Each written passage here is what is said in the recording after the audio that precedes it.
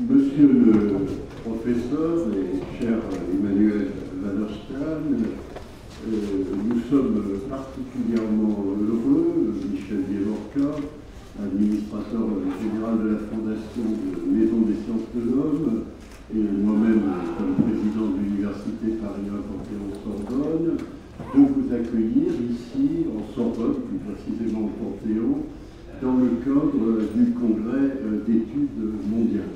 C'est pour nous à la fois un grand honneur et aussi une grande joie, puisque nombreux sont nos collègues. Personnellement, je suis historien, mais je sais que les sociologues, que les économistes, que beaucoup de spécialistes de sciences humaines et sociales vous ont lu avec passion. Et nous sommes donc heureux de pouvoir à la fois vous entendre dans le cycle de conférences que vous avez bien voulu accepter de donner au Congrès d'études mondiales et de pouvoir, dans une certaine mesure, discuter avec vous et confronter les idées qui sont les vôtres avec celles qui, en France, aujourd'hui, interrogent la société et les individus qui la composent. C'est un particulier honneur de vous recevoir en Sorbonne. La Fondation Maison des Sciences de l'Homme et l'Université Paris 1 entretiennent une collaboration active à laquelle elles sont toutes deux très attachées. Et je crois que vous êtes un lien de plus entre nous et je vous remercie très vivement de votre présence. Je dirais un mot du plaisir que j'ai à ouvrir cette conférence avec Philippe Boutry, président de cette université et ami, je peux le dire. Je voudrais vous dire qu'on ne présente pas Emmanuel Wallerstein, on lui dit à quel point on est heureux et fier qu'il ait accepté de donner ici une série de conférences, donc dans le cadre de ces grandes conférences que nous avons intitulées Pensée globale et que nous organisons ensemble, l'Université Paris 1 et la Fondation Maison des Sciences de l'Homme. C'est donc un cycle, Emmanuel Wallerstein, qui s'ouvre, le deuxième, tu viens Emmanuel, après Edgar Morin, et avant, je ne sais qui.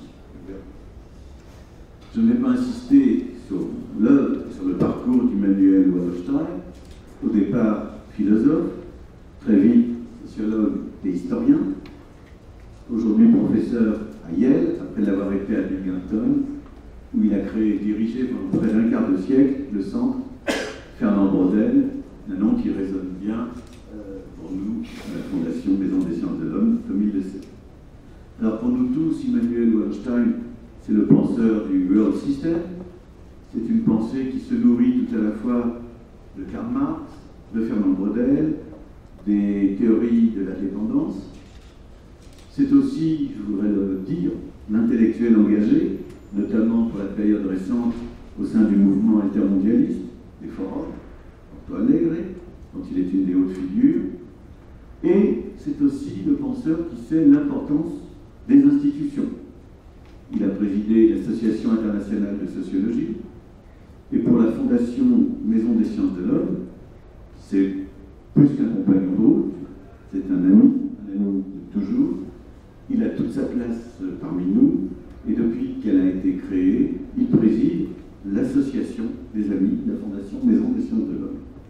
Donc Emmanuel, je suis très heureux de t'écouter aujourd'hui, mes collègues et amis tout autant. Je suis également très heureux que cette conférence soit co-organisée par l'Université Paris 1 et par la Fondation Maison des Sciences de l'Homme. Les relations entre institutions ne sont pas toujours un long fleuve tranquille, nous le savons, mais les difficultés n'empêchent pas de développer des projets, des initiatives ensemble, dans un esprit constructif où la rigueur scientifique et intellectuelle et l'amitié peuvent fonctionner ensemble. Donc je me réjouis également que cette rencontre puisse avoir lieu ici et aujourd'hui.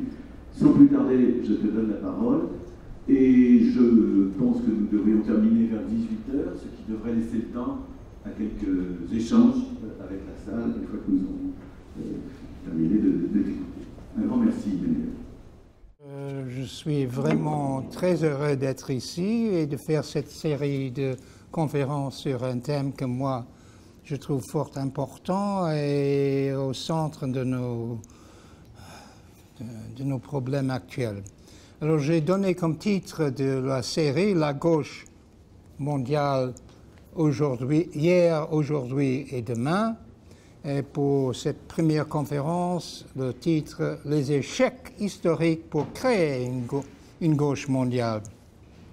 Alors, les mouvements sociaux et les partis politiques de gauche comme du centre-gauche ont presque toujours revendiqué le caractère internationaliste de leurs valeurs et des politiques qu'ils menaient. Et comme chacun sait, ces discours ne correspondent pas à la pratique. Au fil de ces 3 conférences, nous tenterons donc d'explorer la réalité de la pratique au cours de 3 périodes historiques que nous désignerons respectivement comme hier, aujourd'hui et demain.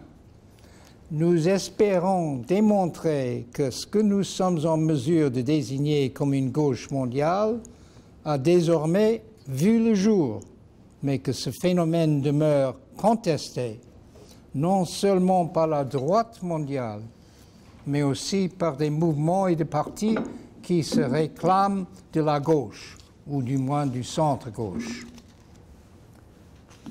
Il y a toujours eu des systèmes historiques au sein desquels un groupe relativement restreint exploitait les autres.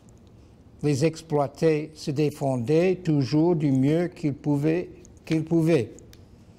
Le système monde moderne qui est apparu au cours du long XVIe siècle sous la forme d'une économie monde capitaliste s'est montré d'une efficacité extrême lorsqu'il s'agit de tirer une plus-value de la grande majorité de ces populations. Comment y est-il parvenu?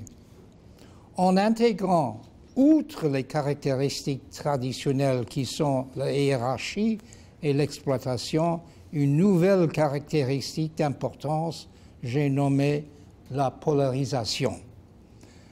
Par conséquent, le niveau d'exploitation n'a fait que croître depuis. Cette polarisation fait actuellement l'objet d'un débat qui reflète le vocabulaire du fossé grandissant d'une ampleur désormais scandaleuse, fossé qui sépare le 1% des autres éléments de la population. Dans le système monde moderne, la résistance des 99% a d'abord pris la forme de soulèvements spontanés ou celle d'une fuite vers des zones où ceux qui appartenaient au 1% avaient plus de mal à les atteindre pour imposer leur autorité. Cependant, la mécanisation grandissante et la concentration des entreprises de production au sein du système monde ont conduit, comme chacun sait, à un degré d'urbanisation croissant. L'urbanisation du système monde moderne a ouvert à son tour de nouvelles voies pour les classes laborieuses, ce qui leur a permis de défier les modes d'exploitation des forces dominantes. La Révolution française a transformé plus avant la structure du système monde moderne en déclenchant 2 concepts nouveaux dont l'impact a conduit à la transformation du système monde moderne. L'un de ces concepts avait trait au changement. Le changement, voilà quelque chose qui arrive tout le temps. Auparavant, on pensait que le changement était anormal et exceptionnel, toujours destiné à être défait par un retour aux normes traditionnelles. Le terme de révolution illustre bien ce phénomène. Son sens originel décrit en effet le mouvement d'une roue qui accomplit un tour à 360 degrés, lequel se termine donc là où il avait commencé. De nos jours, Nous associons principalement le sens de ce terme à son exact opposé. Dans la terminologie politique et sociale, on emploie désormais le terme de révolution pour décrire une rupture avec le passé et non pas un retour en arrière. Et cet usage correspond à une croyance en la normalité du changement. Et le second concept est relatif à celui de la souveraineté. Il y a deux problèmes ici. Qu'est-ce que la souveraineté et puis qui est le souverain? C'est plus ou moins depuis le XVIe siècle que l'on parle d'une souveraineté des États. Ce que nous entendons par là revêt un double sens. À l'extérieur, il s'agit d'un État qui affirme que ses lois ou ses décisions ne sont pas soumises au contrôle d'un autre État.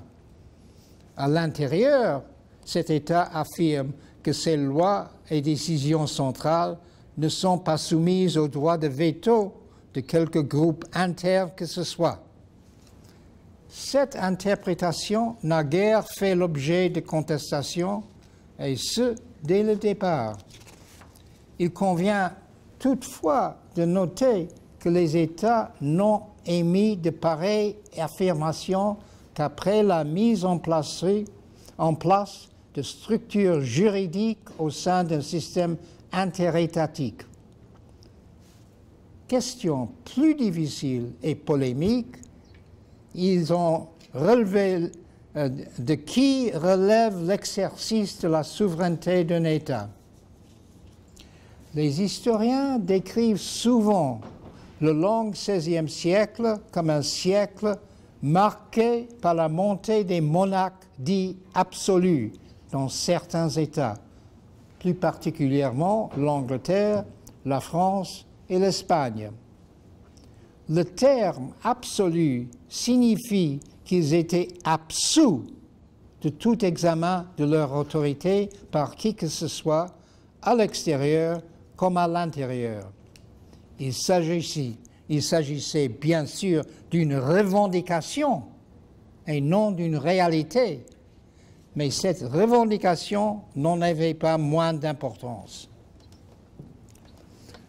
Au XVIIe et XVIIIe siècle, certains puissants que l'on désigne comme des aristocrates ou des nobles défiaient souvent l'absolutisme du monarque. Ils avaient tendance à revendiquer ce qui suit. Le monarque absolu devait céder son droit exclusif à un système dans lequel l'exercice de la souveraineté serait partagé entre le monarque et le corps parlementaire, lequel était dominé par l'aristocratie. Or, ces deux idées ont été contestées par les révolutionnaires français qui insistaient sur le fait que la souveraineté dépendait du peuple, entre guillemets, par opposition au chef d'État ou à l'aristocratie. Alors, ces deux concepts, à savoir la normalité du changement et la souveraineté du peuple, constituaient le fondement de quelque chose de tout à fait nouveau, à savoir ce que nous désignerons comme une géoculture. Cette géoculture s'est répandue à travers l'ensemble du système historique et elle a légitimé le changement radical du système sous l'action du peuple. Alors, c'est en réaction à cette menace pour les forces dominantes que les trois idéologies modernes suivantes ont émergé. Le conservatisme, le libéralisme et le radicalisme. Chacune de ces idéologies représentait un programme d'action politique. Le conservatisme correspondait à la première réaction, la plus immédiate, notamment dans les écrits d'Edmund Burke et Joseph de Maistre. Le noyau de cette idéologie conservatrice consistait à souligner l'imprudence, voire à nier la possibilité d'un changement substantiel. Les conservateurs réaffirmaient ainsi la prévalence du jugement des élites traditionnelles, localement situées et soutenues par des institutions religieuses. Le libéralisme, quant à lui, est apparu comme un mode alternatif qui permettrait de contenir cette menace. D'après les libéraux, le conservatisme réactionnaire, qui impliquait forcément un recours à la répression, allait à moyen terme à l'encontre du but recherché, car il incitait les opprimés à la rébellion ouverte. Au lieu de cela, toujours selon les libéraux, les élites devaient embrasser l'inéluctabilité du changement et s'en remettre aux théories à la souveraineté du peuple, mais tout en insistant sur le fait que les transformations sociales relevaient d'un processus compliqué et dangereux que seuls des spécialistes pouvaient mener à bien et avec prudence. De fait, l'ensemble des partis impliqués devait leur laisser toute latitude dans la prise de décision cruciale. Les libéraux envisageaient donc un processus de transformation sociétale lent et surtout limité. Le radicalisme avait été la dernière idéologie à voir le jour, d'abord sous la forme d'une courte annexe au libéralisme. Tel était l'argument des radicaux. En s'en remettant à des spécialistes, on n'aboutirait qu'à une structure sociale légèrement remaniée. Au lieu de cela, les strates inférieures devaient, selon eux, poursuivre la transformation du système aussi vite que possible, guidés par un ethos démocratique et un idéal égalitaire. La Révolution monde de 1848 a marqué un tournant dans les relations qu'entretenaient ces trois idéologies. Le conservatisme de droite, le libéralisme centriste et le radicalisme de gauche. La Révolution a commencé par un soulèvement social en février à Paris, au cours duquel la gauche radicale a semblé s'emparer du pouvoir étatique, ne serait-ce que temporairement. La plupart des gens ne s'attendaient pas à un tel soulèvement. Heureuse surprise pour les classes laborieuses et grave danger du point de vue des élites.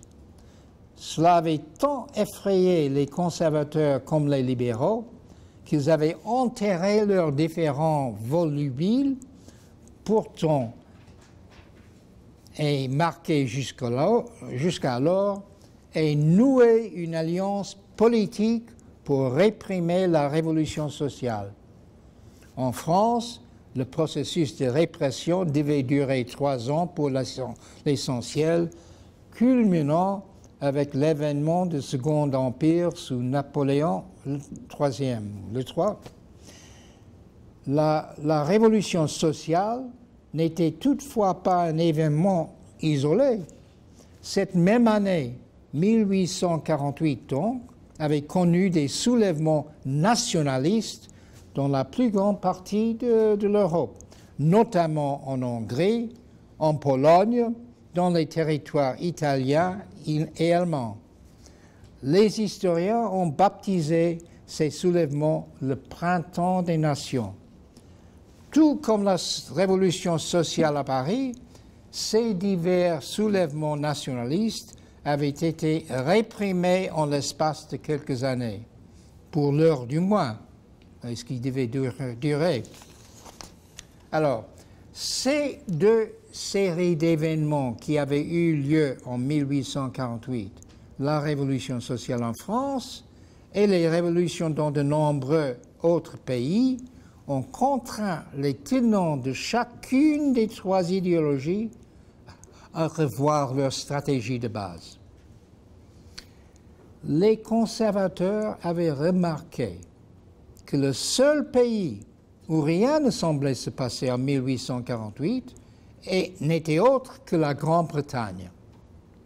En apparence, l'absence de révolte en Grande-Bretagne paraissait fort curieuse.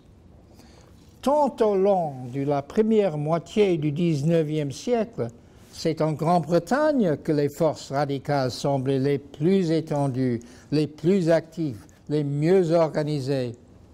Il n'en demeurait pas moins que c'était l'un des principaux pays où régnait le calme au milieu de la tempête pan-européenne de 1848. Lorsque les conservateurs ont alors compris ce que les historiens devaient confirmer par la suite, à savoir que les Tories britanniques avaient découvert une manière de contenir le radicalisme de bien plus efficace qu'en ayant recours à la force. Pendant 2 décennies au moins, les Tories britanniques n'avaient cessé de faire des concessions pour répondre aux exigences du changement social et institutionnel. Ces concessions étaient en réalité relativement mineures, mais leur caractère répété semblait suffire à convaincre les forces plus radicales que le changement était bien en cours. Après 1848, le cas britannique avait convaincu les conservateurs d'autres pays, notamment en Europe continentale, qu'ils auraient peut-être dû revoir leur tactique et suivre cet exemple. Cette nouvelle analyse a ainsi rapproché les conservateurs de la position des libéraux centristes. La principale différence au plan rhétorique était la suivante. Dans la version conservatrice qui portait l'étiquette de conservatisme éclairé, il s'agissait de préserver un rôle de premier plan pour les institutions locales par opposition aux institutions nationales. Pendant ce temps, les radicaux étaient tout aussi déstabilisés par ce qui était arrivé. Les principales tactiques auxquelles les radicaux avaient eu recours jusqu'en 1848 consistaient en des soulèvements spontanés ou en des retraits utopiques. Or, en 1848, les radicaux ont remarqué que leurs soulèvements spontanés étaient facilement écrasés. Quant à leurs retraits utopiques, ils n'étaient pas tenables. Ils avaient donc tiré la leçon suivante. À la spontanéité, il fallait substituer une révolution organisée, programme qui impliquait une plus grande patience dans la durée, ainsi que la création d'une structure bureaucratique. Du fait de ce changement de tactique, les radicaux se sont rapprochés de la position des libéraux centristes. La principale différence au plan rhétorique était la suivante. Dans la version radicale, les bureaucrates radicaux endossaient désormais le rôle des spécialistes qui devaient mener la transformation. Et enfin, les libéraux ont tiré à leur tour une leçon fondamentale de la Révolution monde de 1848. Ils ont commencé à mettre l'accent sur la position centriste, par opposition au rôle qu'ils assumaient précédemment, à savoir celui d'opposant aux conservateurs. Ils ont commencé à comprendre qu'il était nécessaire de déployer des tactiques qui ramèneraient les conservateurs, comme les radicaux, dans le champ de leur orbite, transformant ainsi leurs idéologies respectives en des variantes du libéralisme centriste. Et grâce à cette initiative, les libéraux ont connu un immense succès sur la durée qui pluait. Il a en effet perduré jusqu'à la révolution bien plus tardive de 1968. C'est au cours de la seconde moitié du XIXe siècle que nous constatons l'émergence organisationnelle de ce que nous considérons comme des mouvements antisystémiques. Il y en avait de deux sortes principales. Les mouvements sociaux et les mouvements nationalistes, auxquels s'ajoutaient des variantes moins puissantes comme les mouvements de femmes ou encore les mouvements ethno-raciaux religieux. Ces mouvements étaient tous antisystémiques. Le caractère antisystémique de tous ces mouvements était simple. Ils luttaient contre les structures de pouvoir établies pour que voie le jour un système historique plus démocratique et plus égalitaire que le système en place. Ces mouvements étaient toutefois profondément divisés dans leurs analyses, et notamment quant à la définition des groupes les plus opprimés, mais aussi des objectifs prioritaires que s'était fixé tel mouvement par rapport à tel autre. Or, ces débats entre ces différents mouvements ont perduré jusqu'à nos jours. L'un des débats fondamentaux visait à déterminer le rôle des États dans la réalisation d'un système historique d'un autre genre. Il y avait ceux qui affirmaient que les États étaient des structures établies par les élites du système, des mécanismes par lesquels les élites contrôlaient les autres. Les États étaient de fait des ennemis qu'il convenait de fuir et contre lesquels ces mouvements se devaient de mener une lutte sans relâche.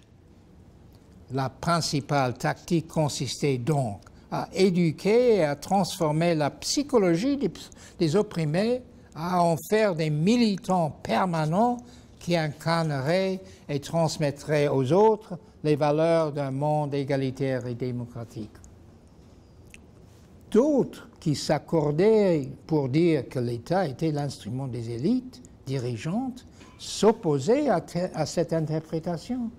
C'est pour cette raison même que la stratégie politique des mouvements sociaux ne pouvait ignorer l'État.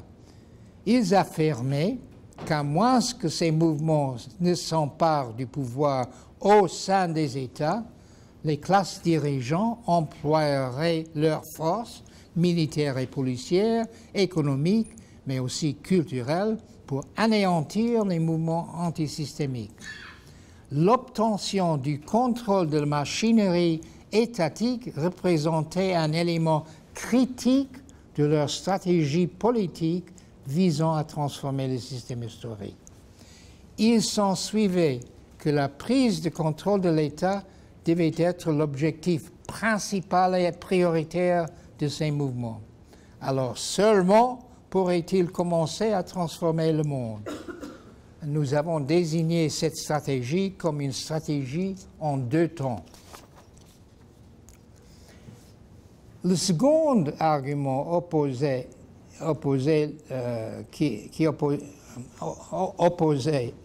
les mouvements sociaux et les mouvements nationalistes. Les premiers insistaient sur le fait que le système monde moderne était un système capitaliste et que de fait, la lutte fondamentale était une lutte de classe au sein de chaque pays entre les détenteurs du capital, c'est-à-dire la bourgeoisie, et ceux qui n'avaient que leur force de travail à vendre, c'est-à-dire le prolétariat. Entre ces deux groupes, le fossé était immense au plan démocratique et égalitaire et ne cessait en outre de se creuser. Le prolétariat était par conséquent l'acteur historique naturel de la transformation. Alors, Les mouvements nationalistes jugeaient le monde différemment. Ils voyaient un monde dans lequel les États étaient contrôlés soit par un groupe ethnique interne dominant, soit par des forces extérieures. Ils défendaient l'idée que les plus opprimés étaient les peuples auxquels on avait refusé l'autonomie et dont on avait bafoué les droits démocratiques. Ils vivaient donc dans un système historique de plus en plus inégalitaire. Par conséquent, les acteurs historiques naturels étaient de fait les nations opprimées. Une fois que ces nations opprimées auraient accédé au pouvoir au sein de leur propre État, alors seulement pourrait-on espérer l'avènement d'un système historique plus démocratique, plus égalitaire. Alors, ces deux divisions, entre ceux qui abjuraient le pouvoir étatique par opposition à ceux qui cherchaient à l'obtenir, première étape de leur stratégie, et entre ceux qui voyaient dans le prolétariat l'acteur historique naturel par opposition aux nations opprimées, n'étaient pas les seuls objets de débat. Les mouvements sociaux comme les mouvements nationalistes insistaient sur l'importance des structures verticales. En d'autres termes, ils insistaient sur le fait qu'il fallait une seule structure antisystémique par État pour permettre l'accession au pouvoir étatique. L'État existant pour les mouvements sociaux et pour les mouvements nationalistes, l'État virtuel tel qu'ils l'envisageaient. L'objectif des mouvements nationalistes ne pouvait être atteint à moins que toutes les autres formes de mouvements antisystémiques ne se soient bornées au principal et unique mouvement. Prenons par exemple les mouvements de femmes ou mouvements féministes. Ces mouvements insistaient sur la relation inégalitaire et non démocratique entre les hommes et les femmes à travers l'histoire, et notamment dans le système monde moderne.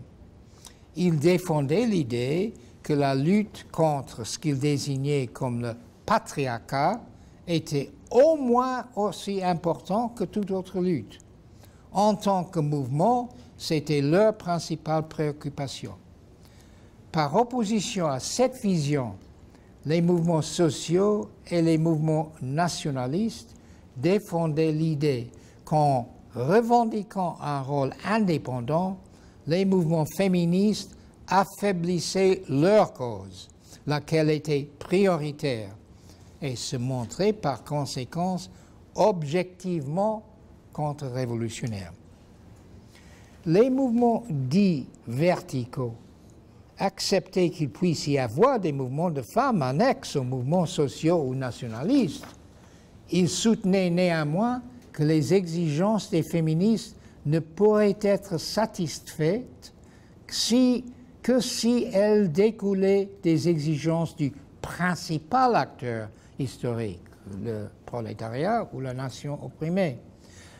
De fait, les mouvements verticaux recommandaient que les luttes des mouvements féministes soient différées à une ère post-révolutionnaire. On appliquait la même logique à l'encontre des autres types de mouvements, tels les mouvements syndicaux ou les mouvements des soi-disant minorités définies socialement, que ce soit par la race, l'ethnicité, la religion ou la langue. Tous ces mouvements devaient accepter de se subordonner au mouvement principal, de même que de voir leurs exigences reportées. Ils ne pouvaient être que complémentaires des principaux mouvements sous peine d'être considérés comme contre-révolutionnaires.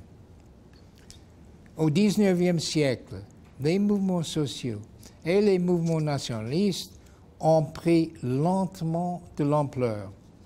Ils ont d'abord atteint une taille assez importante pour être politiquement remarquables au cours du dernier tiers du siècle. Mais ils étaient certes remarquables, mais que dans les faits, ils demeuraient encore assez faible sur le plan organisationnel et politique. L'idée que l'un de ces deux mouvements puisse accéder au pouvoir étatique paraissait au mieux relever de la foi, mais cette idée n'était pas tenable dès lors qu'on le confrontait à une évaluation pondérée de la réalité du rapport de force au sein du système monde moderne. En outre, leurs organisations étaient presque toutes intégrées à un État spécifique. Elles se voulaient internationalistes dans l'esprit, mais dans la pratique, leurs chefs et leurs membres visaient des objectifs réalisables dans un État donné et donnaient toujours priorité à leur propre intérêt, c'est-à-dire à l'orientation étatique. On en trouve l'exemple le plus notoire à l'époque qui précède le début de la Première Guerre mondiale. Lors de l'Assemblée de l'Internationale socialiste, juste avant l'ouverture du conflit, les partis en présence ont tous dénoncé le nationalisme et réaffirmé qu'au nom des intérêts de classe du prolétariat, ils rejetaient la perspective d'une guerre mondiale menée par la bourgeoisie d'un pays contre celle d'un autre. Lorsque, quelques jours plus tard, la guerre a éclaté pour de bon, les élus socialistes des différents parlements ont néanmoins voté la guerre en patriotes nationalistes. Un célèbre parti dissident n'avait pas suivi cet engagement nationaliste. C'était le parti bolchevique, mené par Vladimir Lénine, dont le nationalisme ne devait apparaître que plus tardivement, lors de l'accession des bolcheviks au pouvoir dans un seul et même pays. Tandis que le pouvoir politique des mouvements antisystémiques continuait dès lors de croître lentement, ces mouvements semblaient encore relativement faibles, et ce jusqu'en 1945. C'est pourquoi il est quelque peu étonnant que durant la période 1945 à 1970, les mouvements antisystémiques verticaux aient franchi la première des deux étapes.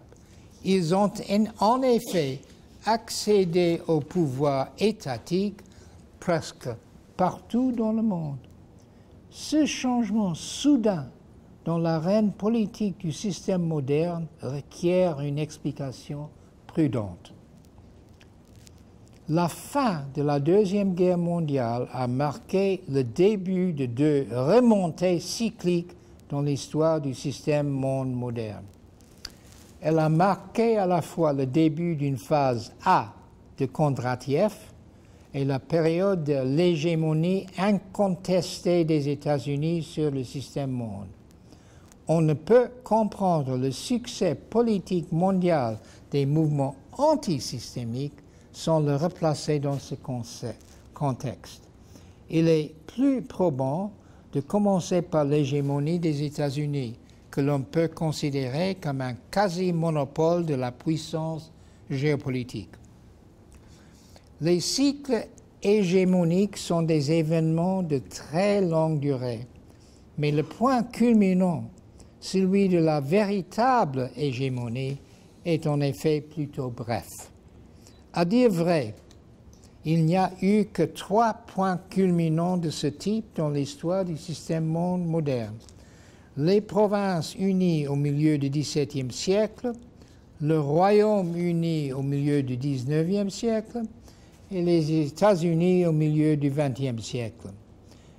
Chaque période a duré 25 à 50 ans au plus. La phase qui précède la pleine hégémonie s'est toujours située entre la domination d'une puissance terrestre et celle d'une puissance fondée sur la maîtrise des espaces maritimes et aériens. Les historiens ont baptisé la phase propre au XVIIe siècle comme la guerre de 30 ans. Les principales puissances en conflit étaient les Provinces unies, puissance maritime, et l'Espagne, puissance terrestre. C'était une guerre unique mais discontinue.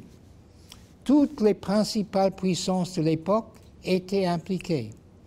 La ligne de démarcation entre les deux camps opposés n'était pas nette. C'est pourquoi les alliances connaissaient des revirements. Cette guerre avait été très destructrice pour les personnes, les biens et les infrastructures. Au bout du compte, la victoire s'est clairement revenue à l'un des deux camps. Par analogie, il y a également eu une guerre de 30 ans entre la Grande-Bretagne, puissance maritime, et la France, puissance terrestre, entre 1792 et 1815, et une guerre entre Allemagne, puissance terrestre, et les États-Unis de 1914 à 1945, laquelle s'est soldée, comme chacun sait, par la défaite totale de l'Allemagne. L'hégémonie repose sur l'existence d'un avantage économique énorme, conjugué à une force politique, culturelle et militaire. Pour ce qui est de 1945, les États-Unis ont su mettre à profit tous ces facteurs.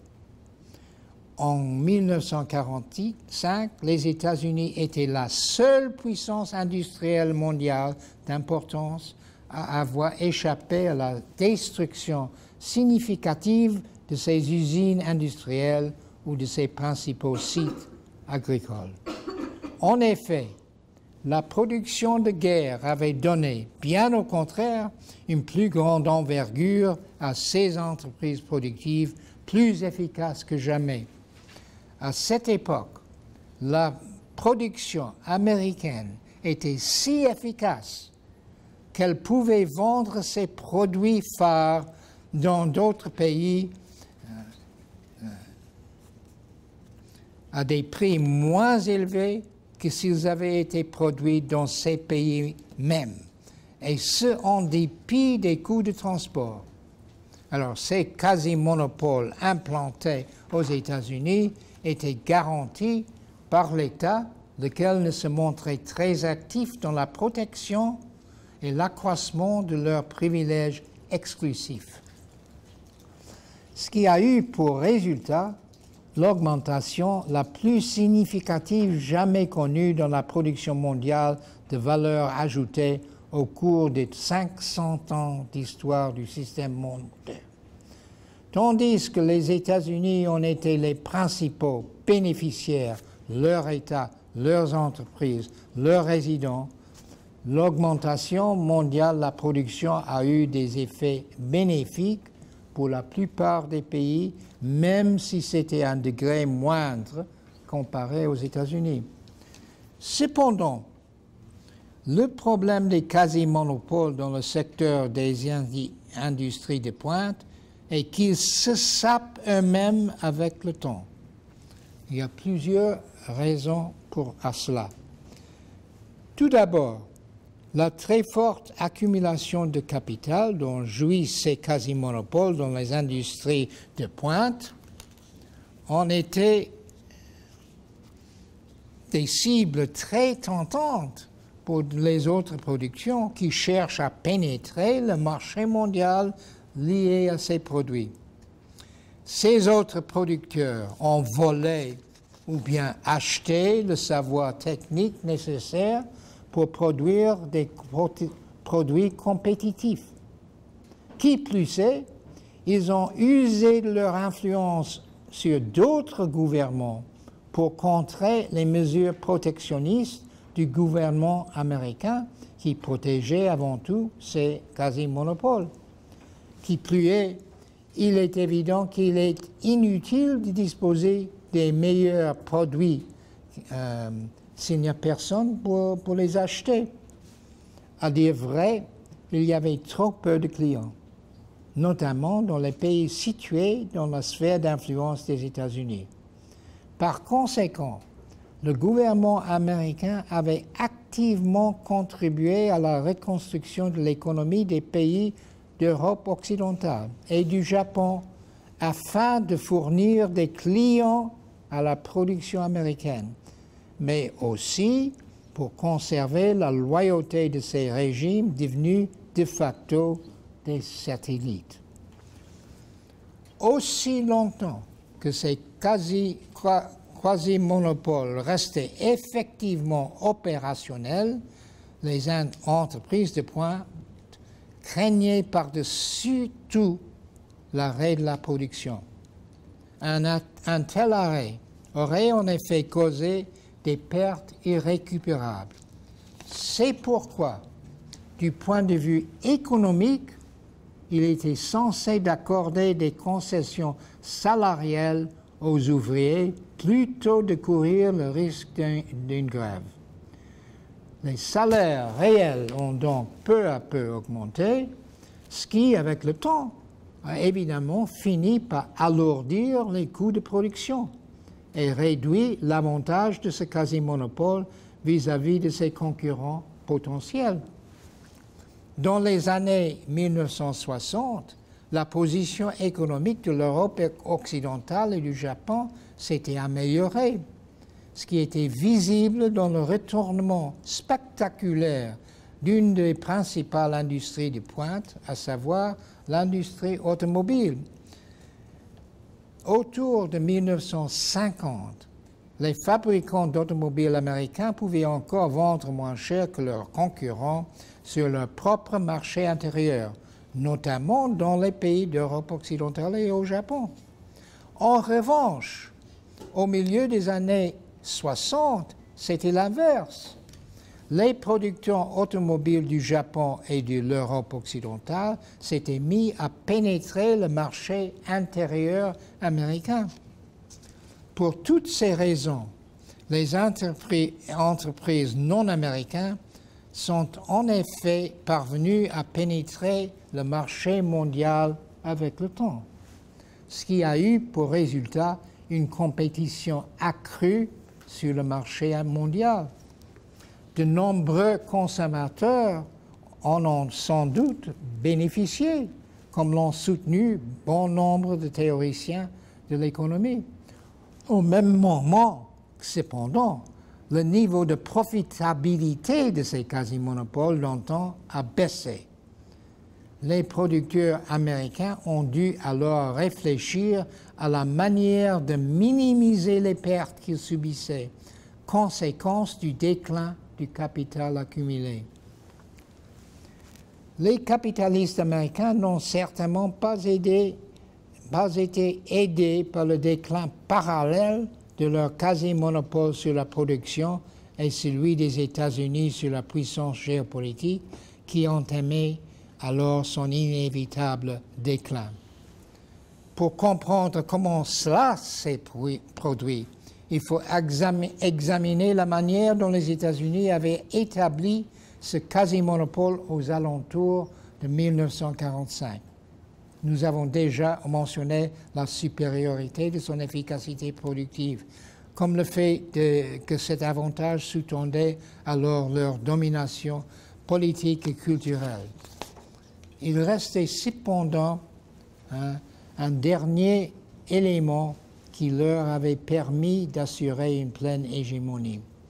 J'ai nommé la sphère militaire. Le fait qu'avant 1939, les États-Unis n'avaient justement pas investi lourdement dans les technologies et les effectifs militaires constituait l'un des éléments clés qui leur avait permis d'asseoir leur domination sur le secteur de la production. Au lieu de cela, les États-Unis avaient investi leurs ressources collectives principalement dans l'amélioration de l'efficience de leurs industries avant 1939. Ils n'allouaient pas jusqu'alors qu'une faible part de leurs ressources à l'amélioration de la machinerie militaire. Or, la Deuxième Guerre mondiale était venue modifier l'allocation de ces ressources collectives. Soudain, les États-Unis étaient devenus une puissance militaire du premier plan. Les États-Unis avaient remporté la course contre l'Allemagne dans le développement des armes atomiques. En effet, au moment où l'Allemagne s'était rendue en 1945, avant qu'on ne puisse employer ses bombes contre elle, les États-Unis avaient déjà démontré leur puissance à l'encontre du Japon. Lorsque le Japon s'est rendu à son tour, les États-Unis se sont trouvés face à un nouveau problème. Aux États-Unis, le sentiment général penchait largement en faveur d'une réduction de la taille des forces armées. La guerre était finie et l'on demandait désormais que les construits soient libérés de leurs obligations militaires et qu'ils reviennent chez eux. Le problème pour les États-Unis est le suivant. Une puissance hégémonique ne peut pas s'abstenir de s'engager sur le plan militaire. Cela fait partie du rôle. Or, en 1945, il n'y avait qu'une seule autre puissance dotée d'une très solide force militaire, l'URSS. Contrairement aux États-Unis, l'URSS ne semblait pas pressée de démanteler ses forces militaires. Il était clair que si les États-Unis devaient exercer leur hégémonie, il fallait qu'ils concluent un arrangement avec l'Union soviétique. Ils conclurent un tel arrangement et on l'a baptisé Yalta pour la forme. Yalta ne fait pas vraiment référence aux décisions concrètes qui ont été prises lors de la conférence de Yalta en février 1945, laquelle avait réuni ceux qu'on appelait alors les trois grands, les États-Unis, la Grande-Bretagne et l'Union soviétique. Yalta était plutôt un ensemble d'arrangements tacites, non ratifiés, auxquels les États-Unis et l'Union soviétique s'étaient engagés et qui ont perduré pendant pas mal de temps. Ces accords tacites étaient au nombre de 3. Ils n'ont jamais été ouvertement reconnus et dans les faits très souvent niés. Selon le premier accord, le monde devait être divisé en zones d'influence et de contrôle. La ligne de partage devait être tracée plus ou moins là où les deux armées s'étaient arrêtées en 1945. Une frontière baptisée Oder-Neisse coupait l'Allemagne du nord au sud et en son milieu. Et puis il y avait le 38e parallèle en Corée. En réalité, ces lignes signifiaient que les États-Unis auraient la préséance sur les 2/3 du globe et que l'Union soviétique conserverait le dernier tiers. Selon les termes de cet accord, aucune des deux parties ne devait tenter de modifier le tracé de ces frontières par l'usage de la force militaire. Le second volet du contrat avait trait à la reconstruction économique. Comme nous l'avons remarqué, les producteurs américains avaient besoin de clients. Le plan Marshall, auquel s'ajoutaient des arrangements comparables avec le Japon, apportait une aide économique qui fournirait ses clients. L'accord tacite entre les États-Unis et l'Union soviétique voulait que les États-Unis apportent semblable aide économique aux pays situés dans leur propre zone d'influence, mais à aucun des pays de la zone soviétique, où l'Union soviétique était libre de gérer les choses comme bon lui semblerait. L'Union soviétique a alors créé le Comecon, arrangement économique dont l'Union soviétique tirait grand bénéfice au détriment de ses satellites. Enfin, la troisième volet du contrat était la prétendue guerre froide. La guerre froide fait référence à la dénonciation réciproque des deux camps, chacun clamant ses propres vertus et sa victoire idéologique inévitable sur le long terme, tout en dénonçant les machinations maléfiques de l'autre. il ne fallait pas prendre cela au sérieux, car tel était l'arrangement et du moins la fonction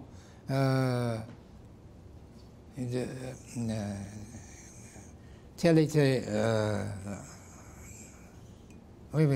tel était l'arrangement, ou du moins la fonction de ces dénonciations mutuelles qui ne visaient en aucune manière à annuler la première partie du contrat, de facto le gel des frontières pour une durée indéfinie. L'objectif réel de la rhétorique de la guerre froide ne visait pas à transformer l'autre camp, mais à maintenir la loyauté des satellites de part et d'autre de la frontière. Même si les première et troisième parties de l'accord ont largement prévalu jusqu'à l'effondrement de l'Union soviétique et la seconde partie jusqu'aux années 70 au moins, cet arrangement confortable a commencé à s'effriter sous l'action de plusieurs facteurs. Le statu quo international qui représentait Yalta n'était pas du tout du goût d'un certain nombre de pays dans ce que nous appelons alors le tiers-monde. Le premier dissident d'importance avait été le Parti communiste chinois, qui avait rejeté sans détour le conseil de Staline qui lui recommandait de parvenir à un accord de partage de pouvoir avec le Kuomintang. Au lieu de cela, l'armée du PCC était entrée dans Shanghai, puis avait proclamé la République populaire de Chine. Cette dissidence avait été suivie par le Viet Minh, qui insistait pour obtenir le contrôle de l'ensemble du Vietnam, le Front de libération algérien qui insistait pour obtenir une totale indépendance, et les Cubains qui insistaient pour s'armer contre l'intrusion américaine. Dans chacun de ces cas, c'était la puissance du tiers-monde qui forçait la main de l'Union soviétique et non l'inverse. Par ailleurs, l'Union soviétique et les États-Unis avaient cherché et réussi à s'assurer que personne n'ait recours à l'arme atomique, ce qui aurait constitué une violation de la promesse de retenue militaire. La guerre du Vietnam, dans laquelle les États-Unis avaient activement engagé leurs troupes, a affaibli l'hégémonie américaine de plusieurs points de vue. Le coût économique de cette guerre était élevé pour les États-Unis. Ils avaient été contraints d'abandonner l'étalon or, ce qui avait réduit de fait leur influence économique sur le reste du monde. Et il y avait cependant un problème encore plus important de nature politique cette fois. Les forces armées américaines avaient alors recours à un système de conscription pour obtenir les troupes dont ils avaient besoin. Cela signifiait que la jeunesse des classes moyennes, et notamment les étudiants, se trouvait appelé pour accomplir son service militaire. Or, bon nombre de ces jeunes mouraient au combat ou bien se retrouvaient grièvement blessés.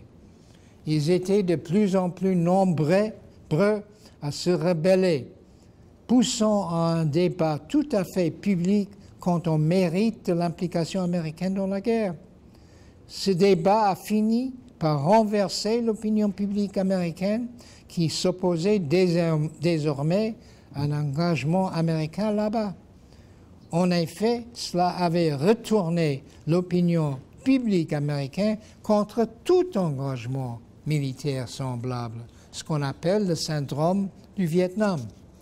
Les États-Unis avaient dû abandonner un système de conscription obligatoire pour y substituer l'engagement volontaire. Cependant, cela n'avait fait que modifier l'angle de ce problème politique, comme devaient le découvrir les gouvernements suivants.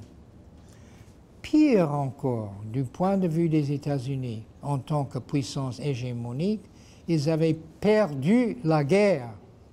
Ils avaient fini par devoir retirer toutes leurs troupes dans l'ignominie, et leur opposant, le Viet Minh, avait pu occuper l'ensemble du pays pour y établir un régime unique et unifié.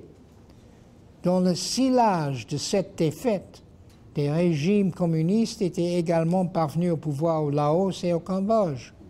Le monde entier regardait la défaite de cette puissance hégémonique. Cette défaite avait conforté le point de vue de ces autres dans le monde entier, de ceux qui pensaient que la puissance américaine était moins efficace qu'elle ne le paraissait. Le concept maoïste « tigre de papier » gagnait alors en crédibilité. Il est donc raisonnable d'affirmer qu'à ce stade, les États-Unis avaient cessé d'être une puissance hégémonique incontestée et qu'ils entraient en outre dans la phase où le problème consistait à freiner le déclin de leur pouvoir réel sur le système monde. C'est assez dans ce contexte que la révolution monde de 1968 a éclaté. Il s'agissait d'une révolution monde, tout simplement au sens où elle a eu lieu dans la plus grande partie du monde, dans chacun des trois mondes que l'on considérait alors comme distincts. En outre, il s'agissait d'une révolution monde étant donné les deux principaux thèmes repris presque partout, mais bien entendu formulés différemment en fonction des langages locaux. Le premier de ces thèmes principaux était le rejet de l'hégémonie américaine, l'impérialisme, par les révolutionnaires, avec toutefois un tour nouveau. Ces révolutionnaires condamnaient d'en bloc la soi-disant collusion de l'Union soviétique avec l'impérialisme américain, car c'était ainsi qu'ils interprétaient les accords Tacite de Yalta. De fait, ils rejetaient les thèmes idéologiques de la guerre froide et minimisaient la différence entre les deux soi-disant superpuissances. Le deuxième de ces thèmes principaux était la dénonciation de la vieille gauche, c'est-à-dire les partis communistes et sociodémocrates, ainsi que les mouvements de libération nationale, au motif que ces mouvements n'étaient pas réellement antisystémiques, mais qu'ils entraient aussi en collusion avec le système. Les révolutionnaires pointaient du doigt à la stratégie historique en deux temps et déclaraient que les mouvements de la vieille gauche avaient en effet franchi la première étape, l'accès au pouvoir étatique, sans changer le monde de manière significative. Les inégalités économiques étaient encore immenses et continuaient de croître à l'intérieur comme à l'international. Les États n'étaient pas plus démocratiques qu'avant, et même sans doute encore moins.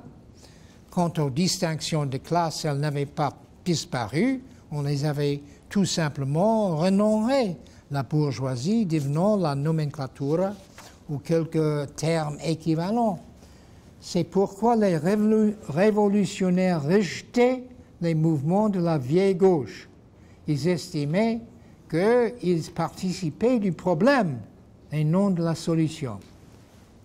Non, s'il est vrai que les révolutionnaires n'ont pas réussi à tenir très longtemps une vraie position de force politique et qu'ils ont été réprimés en tant que mouvement, tout comme ceux de 1848, leurs efforts ont eu une conséquence majeure et absolue.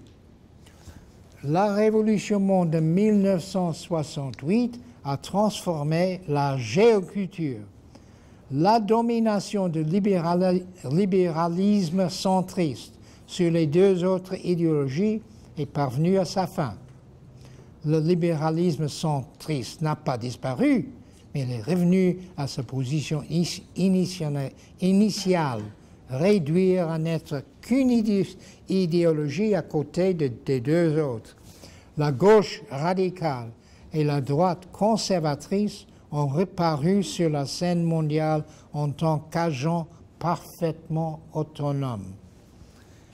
Ce qui est arrivé ensuite à ces mouvements est dû en grande partie à la stagnation économique mondiale associée au déclin de Kondratiev. Les tentatives visant à créer de nouveaux mouvements de la gauche mondiale, les divers maoïsmes, les soi-disant mouvements de la nouvelle gauche verte, les mouvements néo-insurgés, n'ont reçu du bout de compte qu'un soutien éphémère face aux difficultés économiques devenues soudain si centrales dans la vie des gens, une fois encore un peu partout dans le monde. Pendant ce temps, les États-Unis ont opéré un changement de stratégie majeur pour freiner leur déclin. Pour ce faire, ils ont donc lancé une triple série de projets. La première concernait leurs relations avec leurs principaux satellites d'antan, l'Europe de l'Ouest et le Japon. Ils ont proposé un nouvel arrangement à ces régimes désormais bien plus puissants sur le plan économique et de fait moins dociles sur le plan politique. Les États-Unis leur ont donc offert de redéfinir leur rôle pour en faire des partenaires au sein de l'arène géopolitique. Des institutions ont alors été créées pour mettre en place cette nouvelle relation, telles la Commission trilatérale, les G7 et le Forum économique mondial de Davos. Les États-Unis suggéraient en effet qu'ils comprenaient que leurs partenaires puissent s'engager dans des décisions géopolitiques qu'eux-mêmes désapprouvaient, par exemple l'ostpolitique de l'Allemagne de l'Ouest, la construction d'un oléoduc entre l'Union soviétique et l'Europe de l'Ouest, une politique différente vis-à-vis de Cuba. Les États-Unis acceptaient cette indépendance politique pourvu qu'elle reste limitée et n'aille pas trop loin. La seconde réorientation consistait à abandonner la défense des politiques développementistes.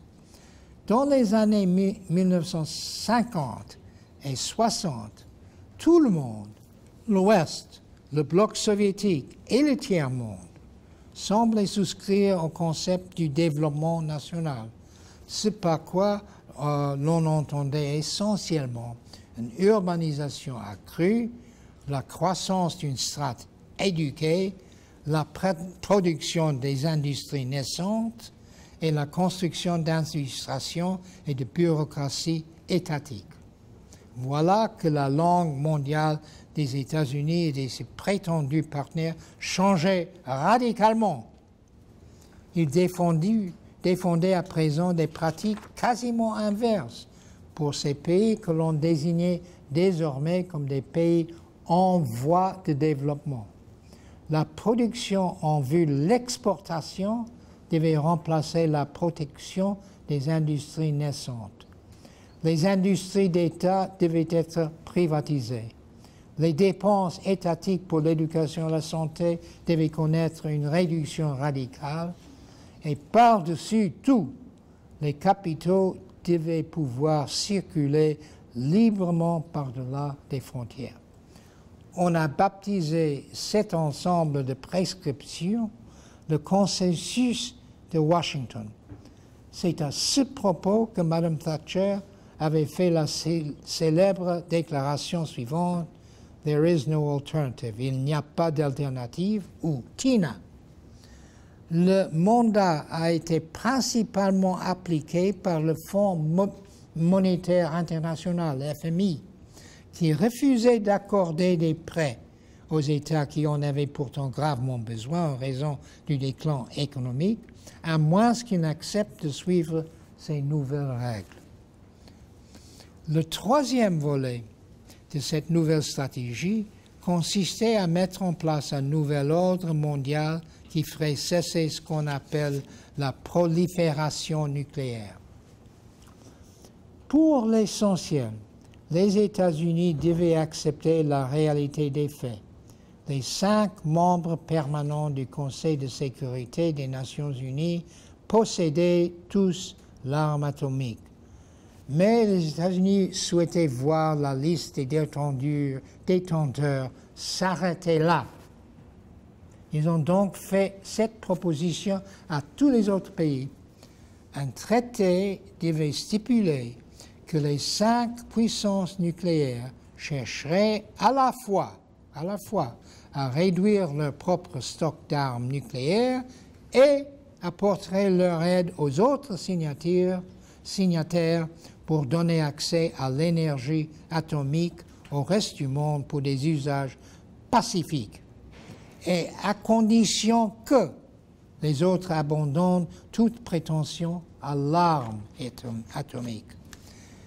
Comme nous le savons, 4 pays ont refusé de ratifier ce traité et ont poursuivi leurs essais nucléaires: Israël, l'Inde, le Pakistan et l'Afrique du Sud.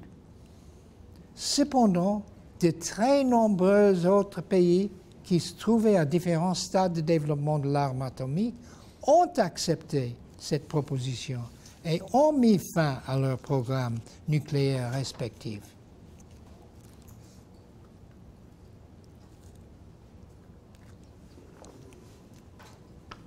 En fait, cette triple redéfinition de la stratégie américaine, endossée par tous les présidents des États-Unis de Nixon à Clinton, a connu un succès partiel. Elle a contribué à freiner leur déclin sans pour autant l'enrayer complètement. La droite conservatrice récemment régénérée, que l'on désignait désormais comme la droite néolibérale, a trouvé ce nouveau cadre géopolitique particulièrement propice à l'expansion répétée de ces mouvements. Le discours mondial virait toujours plus à droite. La plupart des régimes qui ne s'adaptaient pas à ce nouveau discours perdaient le pouvoir. Enfin, ce que l'on avait symboliquement défini comme l'emblème du succès de la politique de la vieille gauche et qui était perçu comme immuable par les partisans comme par les opposants, à savoir l'Union soviétique, s'effondrait de l'intérieur. Cet effondrement était acclamé dans le monde occidental, qui y voyait sa propre victoire dans le contexte de la guerre froide. Cette interprétation négligeait le fait que l'objectif de la guerre froide n'avait jamais été de remporter la victoire, mais de maintenir cette situation, pilier du système monde. Dans les faits, il s'est avéré que l'effondrement de l'Union soviétique devait à la fois accélérer le déclin de l'hégémonie des États-Unis et saper les mouvements de la droite néolibérale. La guerre du Golfe de 90 à 91, qui avait commencé avec l'invasion du Koweït par les forces irakiennes de Saddam Hussein, avait été l'événement géopolitique crucial. L'Irak contestait depuis près d'un siècle la création par les Britanniques de l'État indépendant du Koweït. L'Irak n'avait toutefois jamais été en mesure d'y faire quoi que ce soit. Pendant la période durant laquelle le parti Ba'ath était au pouvoir, le régime irakien bénéficiait du soutien de l'Union soviétique. Cependant, il avait également reçu le soutien des États-Unis, qui l'avaient encouragé à se lancer dans une guerre futile avec l'Iran pendant les années 80. À partir des années 90, du point de vue irakien, la situation était lamentable.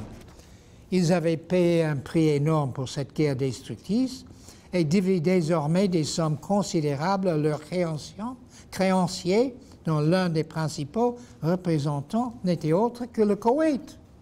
En outre, ils pensaient que le Koweït s'appropriait le pétrole irakien via des forages obliques.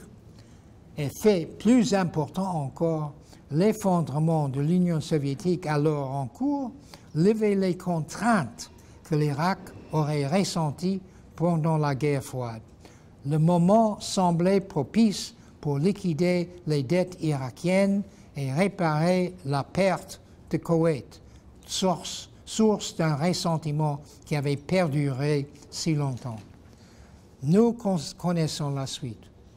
Les États-Unis, après avoir d'abord hésité, ont mobilisé les troupes nécessaires pour bouter les Irakiens hors du Koweït.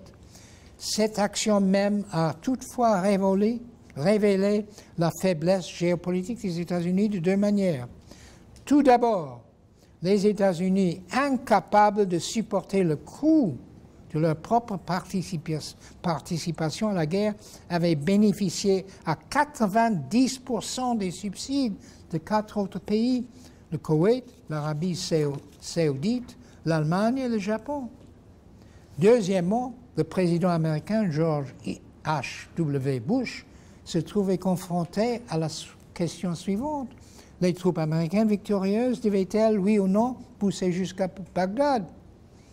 Il avait décidé, d'un point de vue politique, que ce serait peu judicieux, d'un point de vue politique et militaire, de le faire. L'action américaine en Irak s'est donc limitée par la suite à diverses sanctions. Saddam Hussein conservait ainsi le pouvoir. Pendant ce temps, le démantèlement de l'Union soviétique et la possibilité pour tous ces ex-satellites de mener des politiques indépendantes ont conduit à l'adoption rapide des mesures néolibérales par l'ensemble de ces pays.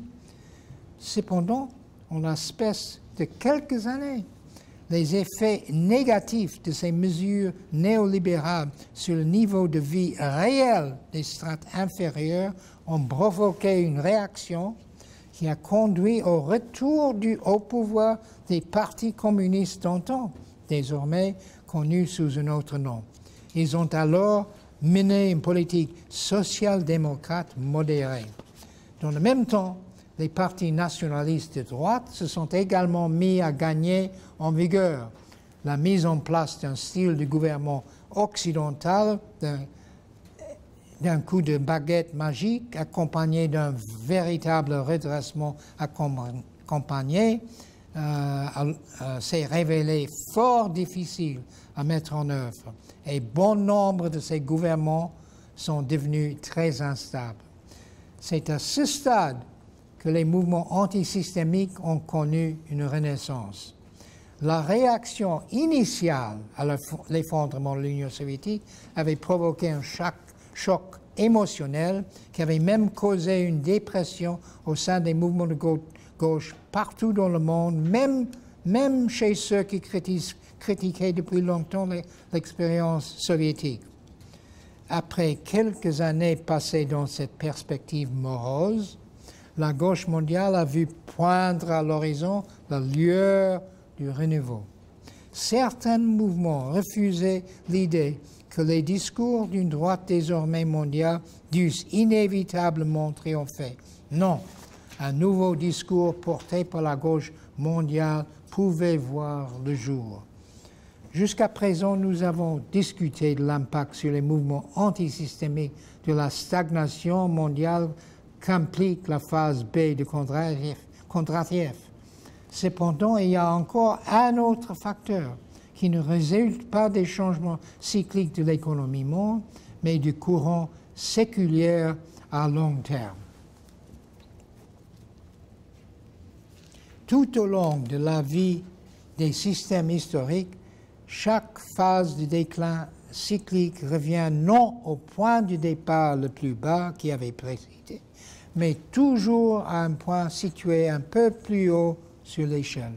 Figurez-vous une progression de 2 degrés vers le haut, suivie d'un pas en arrière, sur les courbes qui tendent asymptotiquement vers les 100%.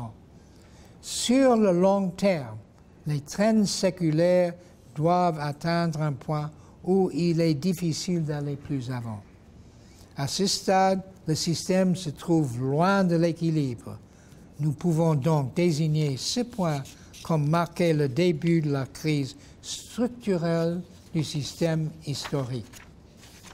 Voilà donc qui nous nous amène à la période d'aujourd'hui et au pourquoi de la crise terminale dans laquelle se trouve actuellement plongé le système capitaliste.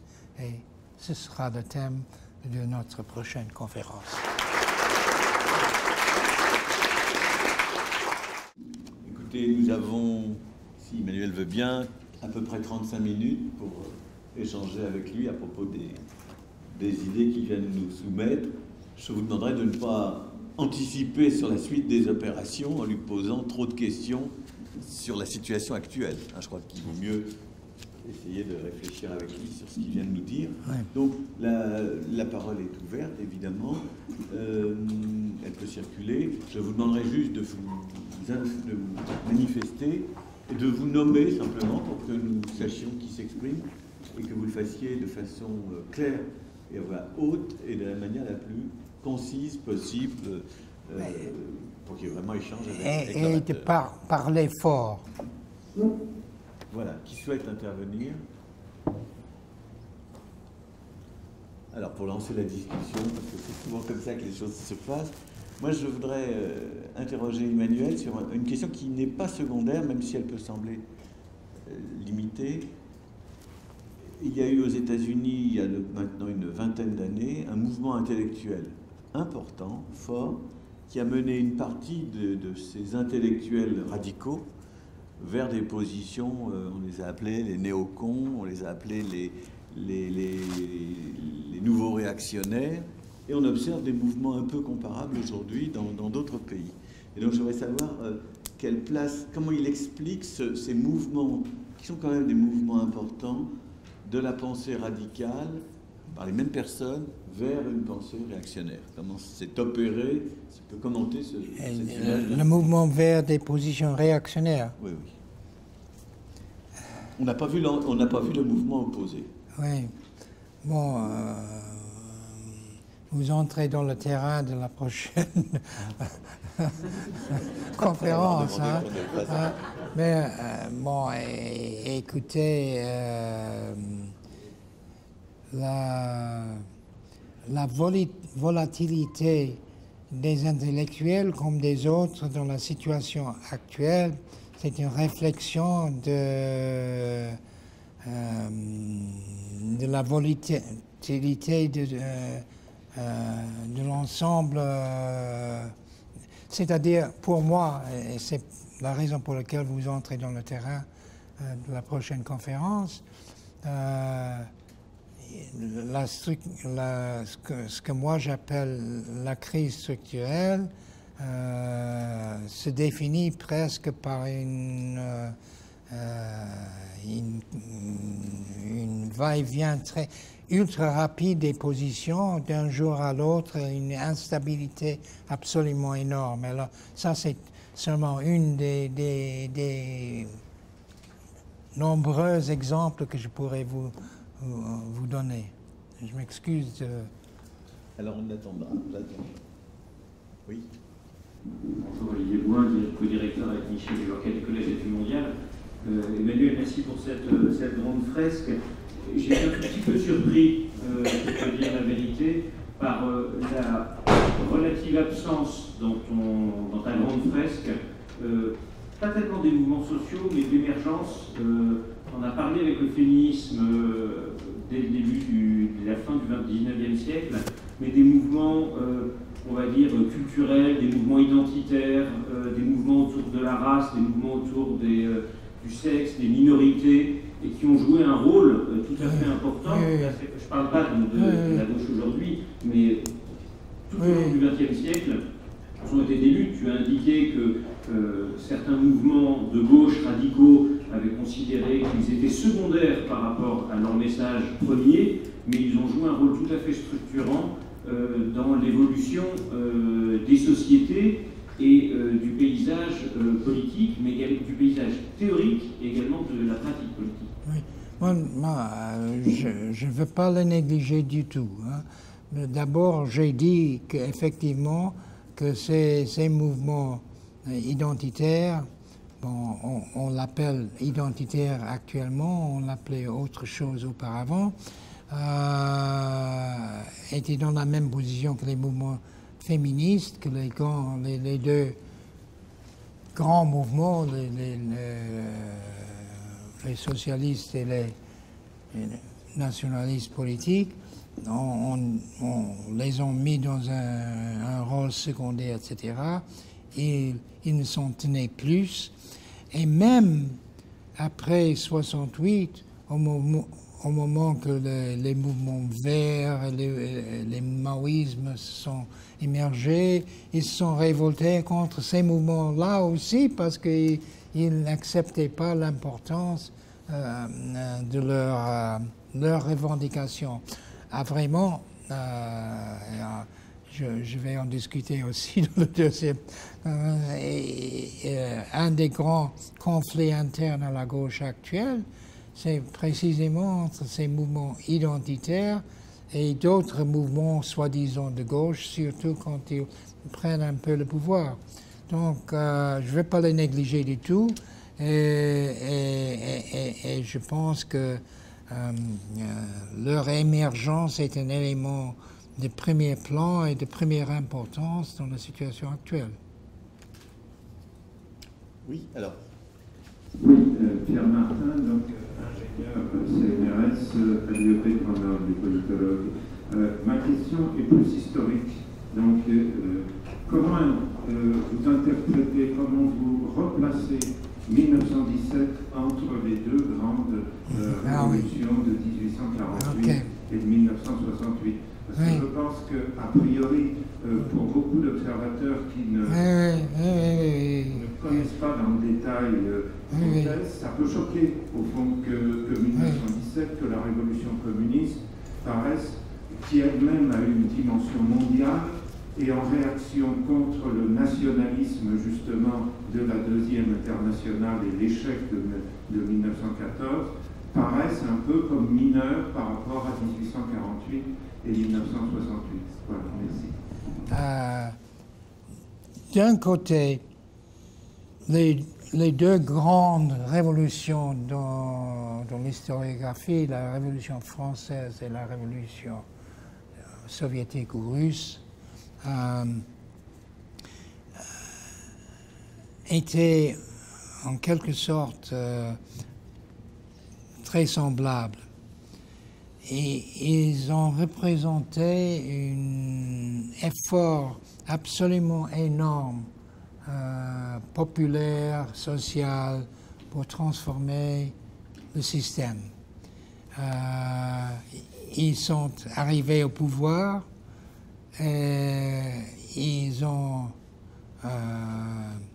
dû changer leur position réelle, et quand on les regarde 50 ans ou 70 ans après, ils ont changé beaucoup moins qu'on l'aurait pensé. Et maintenant, on commence à une sorte de réévaluation de ces révolutions. Pour moi, ça montre la limite au sein d'un système monde capitaliste de dévier de la courbe de l'équilibre. On peut essayer d'aller très loin et on est repoussé vers l'équilibre. Alors dans le cas de l'Union soviétique, il me semble très clair. D'abord, quand ils sont arrivés au pouvoir, on disait que c'était presque un accident, c'est-à-dire Lénine a eu l'astuce de convaincre les quelques autres gens qui faisaient la décision qu'ils devaient saisir le pouvoir. Ils étaient hésitants. C'était juste, ils ont saisi le pouvoir parce que le pouvoir, comme on disait, était dans la rue. Et on a pris le pouvoir et puis à ce moment-là, on s'est dit, je ne suis pas sûr que Lénine s'est dit, mais tout le monde s'est dit, bon, mais c'est presque accidental, ça ne peut pas durer, la vraie révolution devait se tenir en Allemagne, c'est temporaire, etc. On attend l'Allemagne qui va prendre... et alors, bien, comme vous savez, ce qui s'est passé en Allemagne, c'était une défaite définitive des forces communistes. L'Allemagne n'a pas fait la révolution, loin de ça. Et alors, à ce moment-là, les gens au pouvoir à l'Union soviétique devaient décider que faire. Maintenant, l'Allemagne n'arrive pas au pouvoir. Alors, ils ont proclamé une nouvelle idée complètement qu'on peut faire le socialisme ou la prochaine étape dans un seul État. Et alors ils ont proclamé qu'ils ont fait l'Union soviétique socialiste en route vers le vrai objectif, le communisme. Et alors, à ce moment-là, il se disait l'importance, surtout, c'est de sauver le régime qui est menacé par des invasions occidentales et réactionnaires, etc., ce qui était vrai, ce qui était tout à fait vrai. Donc, il faut nous lancer dans une opposition nationaliste. Deuxièmement, il y avait, ce qui pour moi c'est très important, le congrès de Bakou. Le congrès de Bakou en 1920, c'était un congrès où l'internationale communiste a pensé, comment dirais-je, mettre sous leur égide les mouvements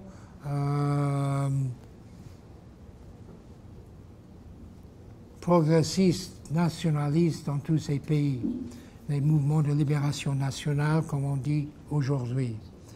Et ils ont trouvé ces gens rébarbatifs. Tout au contraire, eux, ils voulaient prendre le relève sur les gens de Moscou. Et Moscou a dû changer son langage, accepter la légitimité de ces mouvements et de renoncer de fait l'effort de faire des révolutions dans l'Occident, qui était futile. Ils ne voulaient pas le dire.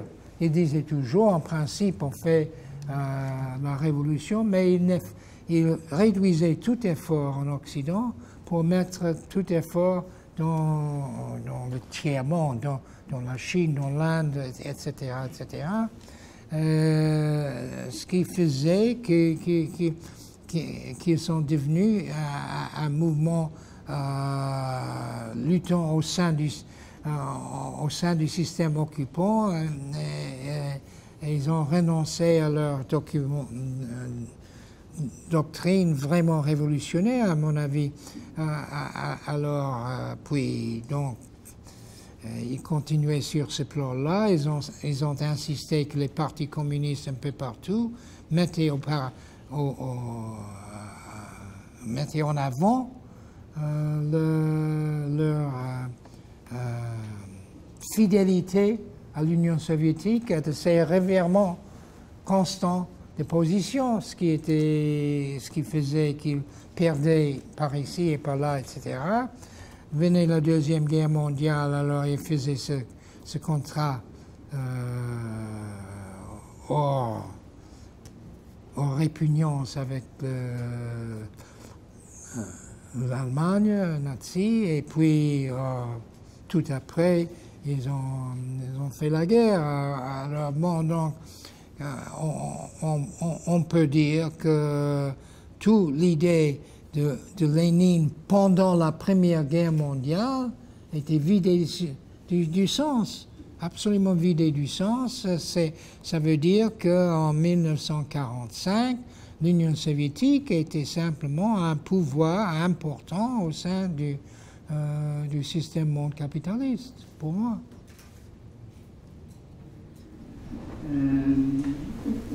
Örjan Malmqvist, je suis un professeur suédois d'histoire économique. Et j'ai une question sur votre point de vue sur la relation entre économie et idéologie. Et ça rejoint un peu le questionnement de M. Vivorka, l'influence des néocons. On note un déclin économique des États-Unis depuis, je dirais, des décennies. Et en même temps, maintenant, il me semble que l'emprise idéologique sur les médias est même au plus fort qu'il y a une dizaine ou une vingtaine d'années.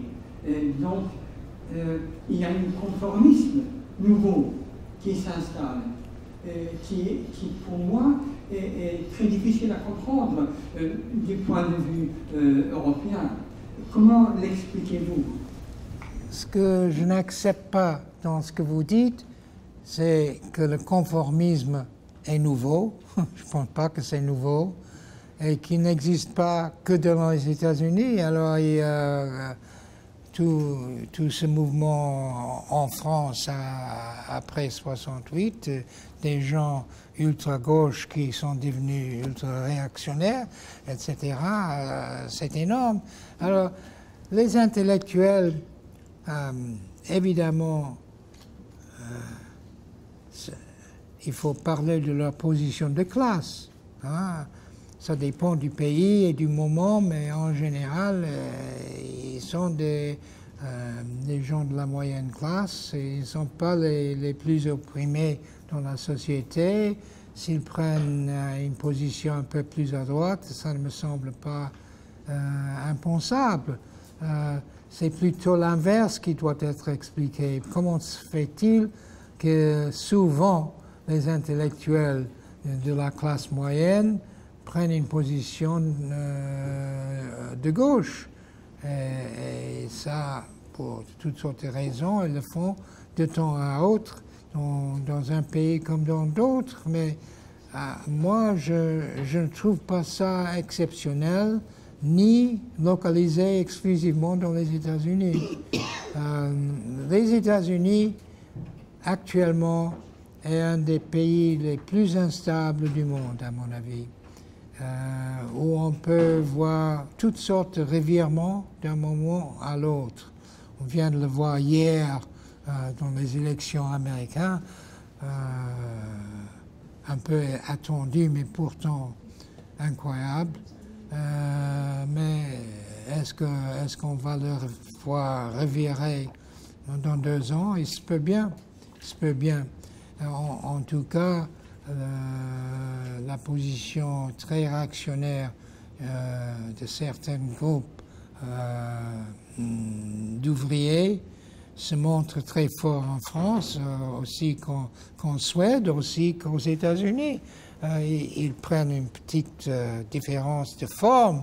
Aux États-Unis, ils entrent dans le parti politique parce qu'il n'y a qu'une seule élection pour le président. En France ou en Suède, etc., ils ont une structure de facto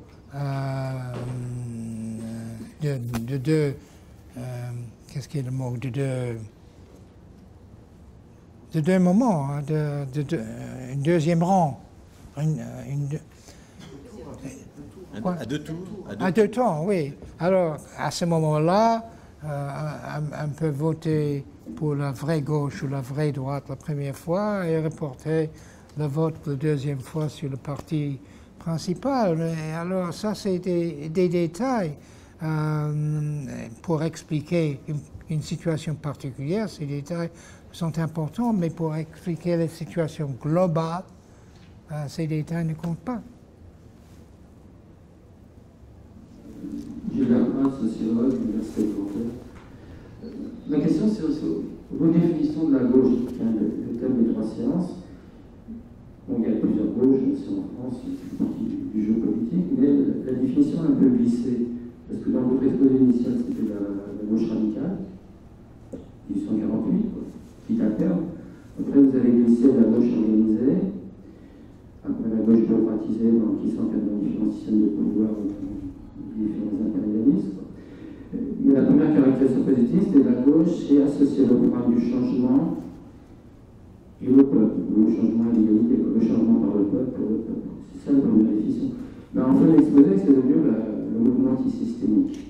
Même si le mouvement antisystémique, c'est l'agglomération de différents mouvements, lutte nationale, lutte égalitarisme, lutte de transformation. Donc, la notion de gauche se dilue, à la fois elle se bloque dans les systèmes nationaux, et elle se dilue dans l'antisystémique. Donc là, et ça d'autant plus qu'en France, ce sont tous des grands pavé pour définir la gauche. Il y a Jacques Julien, entre autres, il y en a d'autres. Mais Julien dit la gauche est toujours une fédération de mouvements qui doit assumer le pouvoir pour transformer réellement, quitte à se salir les mains. Oui. Il y a d'autres ouvrages aussi. Il y a une incertitude sur le gauche. La première question, le programme initial, changement et égalité, est-il épuisé?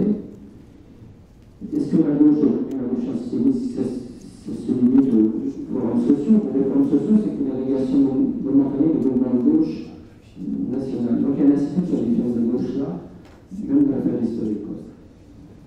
On peut continuer, mais... Bon, écoutez, c'est une des questions qui m'est souvent posée et qui est un des plus difficiles à discuter. C'est la relation entre le mot gauche et le mot antisystémique. C'est moi qui ai inventé le mot antisystémique. Et quand je l'ai fait, c'était dans un objet très particulier. J'ai voulu montrer que la soi-disant opposition profonde et énorme du point de vue idéologique, etc., entre les mouvements traditionnels sociaux et les mouvements traditionnels nationaux était fausse, que effectivement ils menaient à une route parallèle sur beaucoup de plans.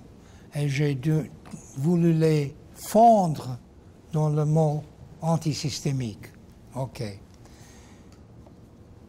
Est-ce que les mouvements antisystémiques sont de gauche? Oui et non. Oui, dans le sens que l'objet originel qu'ils ont affiché, c'était de transformer le système vers une situation plus démocratique, plus égalitaire. C'était, comment dirais-je, l'inspiration initiale. Mais en effet, dès le début, leurs dirigeants et puis leurs effectifs ne suivaient pas cette route. Hein? Ils commençaient, et j'ai voulu vous le montrer dans cette conférence, ils ont pris des positions, comment dirais-je, beaucoup plus ambiguës et certainement pas nécessairement de gauche. C'était au plus légèrement de gauche, au plus. C'était plutôt une variante du libéralisme centriste. Hein? Pourtant, il y avait toujours une sorte de noyau au sein de ces mouvements qui se remémoraient de leurs objectifs initiaux et de temps à autre essayaient de se montrer la tête et de raviver l'idée vraiment antisystémique des mouvements qui durait un peu de temps. Alors, c'est un effort répété. Alors, je vais expliquer la prochaine fois pourquoi c'est plus sérieux cette fois. Mais avant comment dirais-je, avant le 21e siècle, ou même, disons, avant 1990 à peu près, être antisystémique dans l'usage du mot n'était pas nécessairement être de gauche. Hein? Quand même, prenons le cas des syndicats. Ces syndicats se trouvaient dans la même position que les mouvements féministes. On leur a dit toujours, évidemment, c'est bon être syndicaliste, etc., mais quand même le syndicat doit être sous l'égide du parti. soit le parti socialiste, soit le parti nationaliste, hein, qui ne doivent pas avoir une position indépendante. Pourtant, vous allez remarquer que dans pas mal de pays actuels, les syndicats ont retrouvé une position plus à gauche. Le meilleur exemple, c'est la Tunisie, je vais en parler, etc. Mais d'où vient ça? Ça vient dans l'esprit psychologique profond de ces mouvements. C'est tout. Et alors, cette fois, ça peut avoir